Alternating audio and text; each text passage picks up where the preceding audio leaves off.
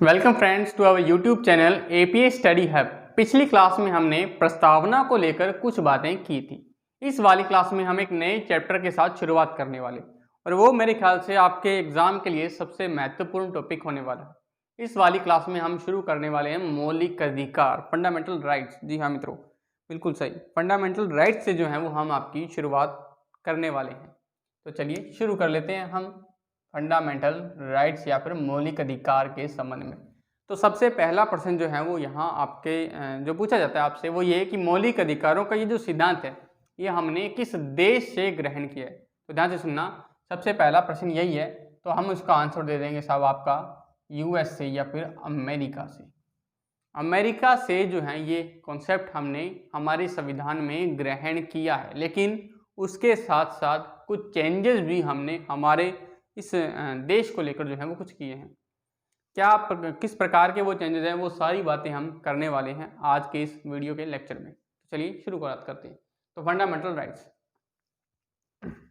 तो हमारे भारतीय संविधान की अगर मैं बात करूं तो भारतीय संविधान का भाग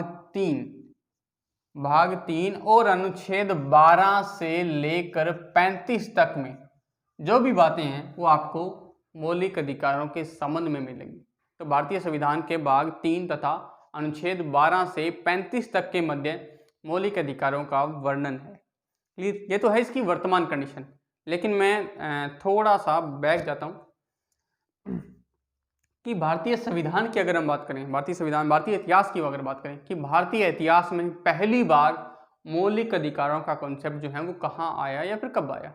तो बात है 1928 की, 1928 की बात है मित्रों। 1928 में जो है एक रिपोर्ट प्रकाशित हुई थी, उस रिपोर्ट का नाम है नेहरू रिपोर्ट। नेहरू रिपोर्ट मित्रों, हुआ क्या था, एक अंग्रेज अधिकारी थे जिसका नाम था लॉर्ड बर्कनहेड। ये प्रश्न हिस्ट्री का मेरे ख्याल से फिर भी सुन लो। लॉर्ड बर्कनहेड, जब संविधान का निर्माण हो रहा था, ये तब की कंडीशन है, तो लॉर्ड बर्कनहेड ने भारतीयों को एक चुनौती दी थी, एक चैलेंज दिया था। और इस चैलेंज में ये कहा गया था बर्कनहेड के द्वारा कि अगर कोई भारतीय जो है वो एक ऐसा संविधान बना करके दिखाए जो संपूर्ण भारतवासियों को मंजूर हो, स्वीकार्य हो। और उसी बर्कनहेड की चुनौती के तहत जो है वो 1927 में दिल्ली के अंदर एक सर्वदलीय बैठक बैठी थी। और उस बैठक में जो है वो मोतीलाल नेहरू, जवाहरलाल नेहरू के जो पिताजी हैं मोतीलाल नेहरू, उनको अध्यक्ष बनाया गया। और उनकी अध्यक्षता में जो है वो ये नेहरू रिपोर्ट प्रकाशित हुई थी। और इस नेहरू रिपोर्ट में हमारे भारतीय संविधान का खाका तैयार किया गया था पहली बार। और इसी नेहरू रिपोर्ट में ही सबसे पहले जिक्र आता है मौलिक अधिकारों का। थोड़े बहुत मौलिक अधिकार दिए थे, क्लियर। फिर उसके बाद क्या हुआ मित्रों, 1945 में, ध्यान से सुनना, 1945 के अंतर्गत एक संप्रभु समिति का भी गठन किया गया था, संप्रभु समिति। और इस समिति का गठन भी भारत को मौलिक अधिकारों के देने के लिए जो है इस समिति का गठन किया गया था। लेकिन वो अलग बात है कि इस समिति की सिफारिशों को अंग्रेजी हुकूमत ने अस्वीकार कर दिया था। फिर उसके बाद आपको पता है 1946 में हमारी संविधान सभा बनी और संविधान सभा ने विभिन्न समितियां पढ़ाई। हमने संविधान सभा के स्टार्टिंग लेक्चर में इसके संबंध में कुछ बातें पढ़ी थी, दोबारा से रिपीट कर देते कि 1946 में मौलिक अधिकारों को लेकर एक समिति बनी थी जिसका नाम है मूल अधिकार तथा अल्पसंख्यकों संबंधी समिति। मूल अधिकार व अल्पसंख्यकों, मूल अधिकार तथा अल्पसंख्यकों संबंधी समिति जो है वो बनी थी। और इस समिति का अध्यक्ष बनाया गया था सरदार वल्लभ भाई पटेल को। वल्लभ भाई पटेल साहब जो हैं वो इस समिति के अध्यक्ष बने थे। और इस समिति की 2 उप समितियां भी बनी थी, हालांकि 5 बनी थी बट हम 2 पर बात करते हैं। एक मौलिक अधिकारों को लेकर बनाई गई उप समिति और दूसरी अल्पसंख्यकों को अधिकारों को लेकर बनाई गई उप समिति। तो हमारा चैप्टर जो है वो मौलिक अधिकारों के इर्द गिर्द घूमेगा, तो हम केवल इसी उप समिति पर बात कर लेते हैं कि मौलिक अधिकार संबंधी जो उप समिति है उस उप समिति के अध्यक्ष बनाए गए थे आचार्य जे बी कृपलानी को। JB कृपलानी जो हैं वो इसके उपाध्यक्ष जो हैं उप समिति के अध्यक्ष जो हैं वो बनाए गए। तो ये था थोड़ी बहुत बातें या हमारे मौलिक अधिकारों के संबंध में थोड़ी सी हिस्टोरिकल फैक्ट जो आपके एग्जाम में अक्सर पूछ लिए जाते हैं। क्लियर यहाँ तक? चलिए अब कई लीग से हटकर भी जो है वो प्रश्न पूछ लिए जाते हैं। जैसे भारतीय संविधान का कौन सा भाग जो है उस संविधान का मैग्ना कार्टा कहलाता है? संविधान के किस भाग को संविधान के मैग्ना कार्टा की संज्ञा जो है वो दी जाती है? ये प्रश्न भी आता है। तो वो भी आंसर क्या आएगा आपका? मौलिक अधिकार। भारतीय संविधान का भाग 3 जो है वो हमारे संविधान का मौलिक अधिकार मैग्ना कार्टा कहलाता है। तो इसके संबंध में भी बात करते हैं। तो हुआ क्या मित्रों, टाइम है वर्ष 1215 का। 1215 में ब्रिटिश एम्पायर के जो राजा हैं जिनका नाम था सम्राट जॉन, उनके द्वारा पहली बार अपनी प्रजा को, अपनी रियाया को, अपने नागरिकों को कुछ अधिकार जो हैं वो दिए गए थे। ये पहली बार हुआ था विश्व में। और उन्होंने जिस पत्र पर अधिकार दिए थे उस पत्र का नाम है आपका अधिकार पत्र। और स्पेशली उस अधिकार पत्र का नाम उस समय रखा गया था मैग्ना कार्टा। क्या रखा गया था? मैग्ना कार्टा भी। हाँ तो इसी मैग्ना कार्टा के कॉन्सेप्ट को अधिकारों के संबंध से जोड़ दिया गया। तो जहाँ कहीं भी अधिकारों की बात आएगी वहाँ जो है वो मैग्ना कार्टा शब्द पर्यायवाची के रूप में यूज हो जाता है। तो भारतीय संविधान में कहाँ मैग्ना कार्टा की बात है? तो हम कहेंगे भाग 3 में। और यहीं से ही मैग्ना कार्टा का वो कॉन्सेप्ट उठाया गया है। क्लियर? उसके अलावा 1858 की जो विक्टोरिया की घोषणा पत्र है उसको भी मैग्ना कार्टा की संज्ञा दी जाती है। क्यों? क्योंकि उसमें भी नागरिकों के अधिकारों की ही बात होती है। तो जहाँ कहीं भी नागरिकों के अधिकारों की बात है वहाँ कहीं भी जो है वो मैग्ना कार्टा आंसर आप दे सकते हैं। चलिए, तो ये था मौलिक अधिकारों के संबंध में कुछ फैक्ट्स। अब हम शुरू कर देते हैं मौलिक अधिकारों के 1 बाय 1 बात करते हैं। तो सबसे पहले हम बात करते हैं कि हमारा जो मूल संविधान था, हमारा जो ओरिजिनल संविधान था, उस मूल संविधान में कितने मौलिक अधिकार थे। और फिर हम बात कर लेते हैं आज का जो हमारा वर्तमान संविधान है, उस वर्तमान संविधान में कुल कितने मौलिक अधिकार हैं, कुल कितने मौलिक अधिकार हैं। तो दोनों का हम कंपैरिजन करके जो है वो पढ़ लेते हैं। तो चलिए सबसे पहले ये बात पता करते हैं कि मौलिक अधिकार पहले कितने थे। तो ध्यान से सुनना, पहले मौलिक अधिकारों की संख्या थी 7 मित्रों। कितनी थी? 7 थी। और अगर बात करें आज की, वर्तमान की, तो वर्तमान में इनकी संख्या है 6 है मित्रों। 1 बाय 1 बात कर लेते हैं कि कौन कौन से मौलिक अधिकार थे और कौन से अब वर्तमान में मौलिक अधिकार नहीं रहे। तो चलिए सबसे पहला हम बात कर लेते हैं समानता का अधिकार। पहला कौन सा है मित्रों? समानता का अधिकार। दूसरा है स्वतंत्रता का अधिकार। दूसरा है स्वतंत्रता का अधिकार। तीसरा है शोषण के विरुद्ध अधिकार। शोषण के विरुद्ध अधिकार। और चौथा है धार्मिक स्वतंत्रता का अधिकार। धार्मिक स्वतंत्रता का अधिकार। पांचवा है शिक्षा संबंधी अधिकार। शिक्षा संबंधी अधिकार। क्लियर? और छठा है संपत्ति का अधिकार। छठा था संपत्ति का अधिकार। और 7वें मौलिक अधिकार की जब हम बात करते हैं तो उसके अंतर्गत हम रखते हैं संवैधानिक उपचारों का अधिकार। संवैधानिक उपचारों का अधिकार। तो ये मूल संविधान में हमारे 7 मौलिक अधिकार थे। अब बात कर लेते हैं वर्तमान में कौन कौन से 6 अधिकार हैं। तो सबसे पहला आपका आ जाएगा समानता का अधिकार। समानता का अधिकार। दूसरा जो आ जाएगा वो आ जाएगा आपका स्वतंत्रता का अधिकार। और तीसरा आपका आ जाएगा शोषण के विरुद्ध अधिकार। शोषण के विरुद्ध अधिकार। चौथे अधिकारों के अंतर्गत हम शामिल कर लेंगे धार्मिक स्वतंत्रता का अधिकार। धार्मिक फ्रीडम का अधिकार।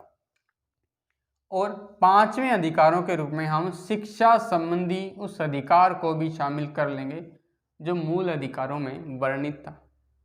अब हम बात करते हैं हमारे छठे मौलिक अधिकार के अंतर्गत। तो छठी मौलिक अधिकार में हम शामिल करेंगे संवैधानिक उपचारों का अधिकार। संवैधानिक उपचारों का अधिकार, इस अधिकार को हम शामिल कर सकते हैं। यानी कि वह कौन सा अधिकार है जो वर्तमान में मौलिक अधिकारों की कैटेगरी में नहीं आ रहा। तो मित्रों वो है आपका संपत्ति का अधिकार। इस पर भी हम बात करेंगे। संपत्ति के अधिकारों के अंतर्गत हम इसको रखेंगे। तो ये थे वर्तमान और मूल संविधान के बीच में कुछ डिफरेंस अधिकारों को लेकर। चलिए अब हम बात कर लेते हैं इस संपत्ति के अधिकार पर, फिर हम उन 6 अधिकारों पर 1 बाय 1 जो है वो बात कर लेंगे। तो चलिए, तो संपत्ति का जो अधिकार है वो मूल संविधान के अंतर्गत 2 अनुच्छेदों में लिखा हुआ था। 2 अनुच्छेदों में सबसे पहले हम जिस अनुच्छेद की हम बात करेंगे वो है 19(1)(च). 19(1)(च) में स्वतंत्रताओं के अंतर्गत हमें संपत्ति अर्जित करने की स्वतंत्रता दी गई थी और वो इस अनुच्छेद में वर्णित थी। और दूसरे अनुच्छेद के रूप में हमारा अनुच्छेद आता है पूरा का पूरा अनुच्छेद 31। अनुच्छेद 31 में भी हमें संपत्ति अर्जित करने का मौलिक अधिकार दिया गया था। क्लियर यहाँ तक। फिर उसके बाद क्या हुआ मित्रों, उसके बाद जो है वो 44वां संविधान संशोधन के द्वारा जो हुआ था वर्ष 1978 में, इस संविधान संशोधन के द्वारा मौलिक अधिकारों की कैटेगरी से संपत्ति के अधिकार को हटा दिया गया और यहाँ से इन अधिकारों को हटाकर अनुच्छेद 300 के अंतर्गत रख दिया गया। तो इसको यहाँ से उठाकर वहाँ ले गए। तो वर्तमान में अगर कोई आपसे कंडीशन पूछे कि मौलिक अधिकार की वर्तमान स्थिति क्या है, तो हम कहेंगे साहब वर्तमान में वह आर्टिकल 300 के अंतर्गत रखा गया है और 300 में उसे जो है वो विधिक अधिकार, कानूनी अधिकारों के अंतर्गत रखा गया है, विधिक अधिकार। लेकिन मूल संविधान में ये किस में आता था, मौलिक अधिकारों में। दोनों में फर्क है, क्या फर्क है वो भी जानेंगे। क्लियर। तो इस प्रकार एक प्रश्न अगर मैं आपसे पूछूं तो आप उसका आंसर मेरे को देना कि कौन सा, 2 कथन में आपको दे देता हूं और प्रश्न ये है कि इन दोनों में से आपने बताना है कि कौन सा कथन सत्य है और कौन सा असत्य है, या फिर दोनों सत्य है या दोनों असत्य है। प्रश्न स्टेटमेंट पहली ये है, कथन फर्स्ट ये है कि मौलिक अधिकार, ध्यान से सुनना, मौलिक अधिकार वर्तमान में हमारा संपत्ति का अधिकार वर्तमान में हमारा मौलिक अधिकार नहीं। संपत्ति का अधिकार वर्तमान में हमारा मौलिक अधिकार नहीं है। स्टेटमेंट पहली ये है। स्टेटमेंट दूसरी अगर मैं बात करूं तो वो ये है कि वर्तमान में संपत्ति का अधिकार हमारा अधिकार ही नहीं, संपत्ति का अधिकार हमारा अधिकार ही नहीं है। ये दोनों स्टेटमेंट आपने बताना है कि इनमें से कौन सी या कौन से कथन सत्य है। केवल पहला कथन सत्य है, केवल दूसरा कथन सत्य है, या फिर दूसरा और पहला दोनों ही सत्य हैं, या फिर दोनों ही कथन गलत हैं। और अगर आपको ये आंसर समझ में आए, पता लगे, तो प्लीज़ कमेंट बॉक्स में आप उसका आंसर जरूर देना। क्लियर। ये था हमारा थोड़ी बहुत बातें स्टार्टिंग की। चलिए अब मौलिक अधिकारों को थोड़ा सा और गहराई से जानने की हम कोशिश करते हैं। वैसे मौलिक अधिकार एक ऐसा चैप्टर है जिसको हमें एग्जाम की दृष्टि से न पढ़कर हम जो है इसको व्यवहारिक जीवन में अप्लाई करने की दृष्टि से पढ़ेंगे, क्योंकि साहब जब तक हमें पता ही नहीं होगा कि हमें हमारे संविधान ने क्या शक्ति, क्या पावर, क्या क्या अधिकार दे रखे, हम पढ़े लिखे होकर भी अशिक्षित हैं। हम केवल जो है वो साक्षर रहेंगे, मेरे ख्याल से ये शब्द ज़्यादा बेटर रहेगा, साक्षर। हम शिक्षित नहीं हो पाएंगे, हम केवल साक्षर रह पाएंगे। दोनों में बड़ा फर्क है, कभी गौर करना इन बातों पर। चलिए अब हम उन 6 अधिकारों की 1 बाय 1 जो है वो बात कर लेते हैं। सबसे पहले जिस अधिकार की हम बात करेंगे वो है समानता का अधिकार। अगर मैं उन 6 अधिकारों को सीक्वेंस वाइज लिखने की कोशिश करूं तो आप थोड़ा सा देख लेना, क्योंकि प्रश्न यहाँ से भी आता है। वो इस तरफ 4 अधिकार दे देगा और उस तरफ जो है वो आपको अनुच्छेद दे देगा और कहेगा सम्मिलित कीजिए। तो ध्यान से सुनना, वो सम्मिलित करने पर भी आंसर आपको दे देगा।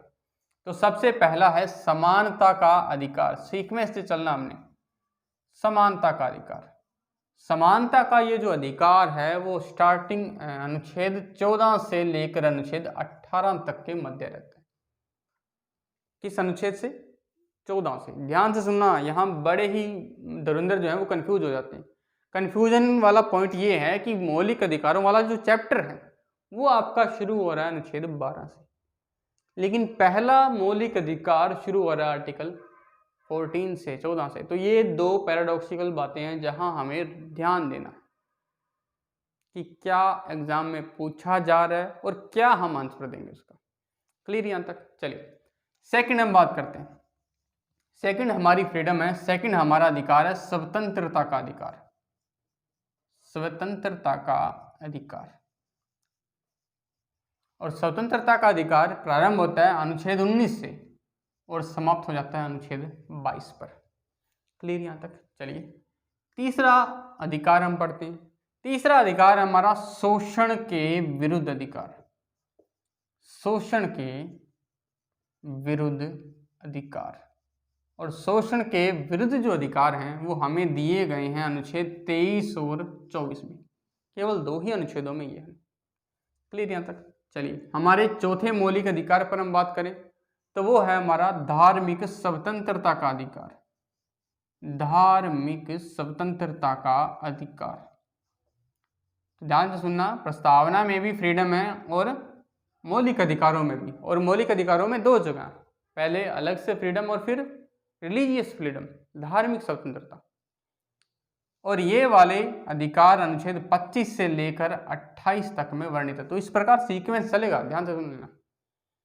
फिर हम पांचवें मौलिक अधिकार पर हम बात करते हैं और वो है शिक्षा संबंधी अधिकार। शिक्षा तथा संस्कृति संबंधी अधिकार। शिक्षा तथा संस्कृति संबंधी अधिकार। शिक्षा तथा संस्कृति संबंधी अधिकार आर्टिकल 29 और अनुच्छेद 30 के मध्य जो है ये अधिकारों की बात होती है। नेक्स्ट हमारे आखिरी मौलिक अधिकार की हम बात करें तो वो है संवैधानिक उपचारों का अधिकार। संवैधानिक उपचारों का अधिकार। उपचारों का अधिकार, और ये है अनुच्छेद 32 के अंतर्गत। तो कुछ इस प्रकार की क्रोनोलॉजी जो है वो बनेगी और इसी प्रकार से जो है वो आपको याद रखना है। क्लियर यहाँ तक? चलिए अब एक प्रश्न जो है वो मैं आपको देता हूँ। बड़ा ही सिंपल सा प्रश्न है, मेरे ख्याल से काफ़ी बार आप लोगों ने जो है ये प्रश्न देखा भी होगा, लेकिन इसको एक नए तरीके से पूछा जाता है। प्रश्न ये है कि हम एक अधिकार की बात जो है वो वर्तमान में खूब चर्चा में करते हैं और वो है RTE, राइट टू एजुकेशन, या फिर इसको बोलते हैं शिक्षा का अधिकार। शिक्षा का अधिकार है ना। चलिए अब प्रश्न ये नहीं है कि शिक्षा का अधिकार किस अनुच्छेद में, प्रश्न ये है कि शिक्षा का अधिकार इनमें से किस श्रेणी के अंतर्गत आएगा। और मैं आपको चार ऑप्शन दे देता हूँ। ऑप्शन ए है समानता का अधिकार, ऑप्शन बी है स्वतंत्रता का अधिकार, ऑप्शन सी है शोषण के विरुद्ध अधिकार और ऑप्शन डी है शिक्षा तथा संस्कृति संबंधी अधिकार। ये चार ऑप्शन है और आपने बताना है कि इन चारों में से किस ऑप्शन के अंतर्गत शिक्षा का अधिकार हमें मिलेगा। क्लियर है तक? तो मेरे ख्याल से आज के लिए इतनी बातें काफ़ी होगी। कल जो है हम पर्टिकुलर 1 by 1 एक एक अनुच्छेद पर या एक एक अधिकार पर हम बात करने वाले हैं। Thank you.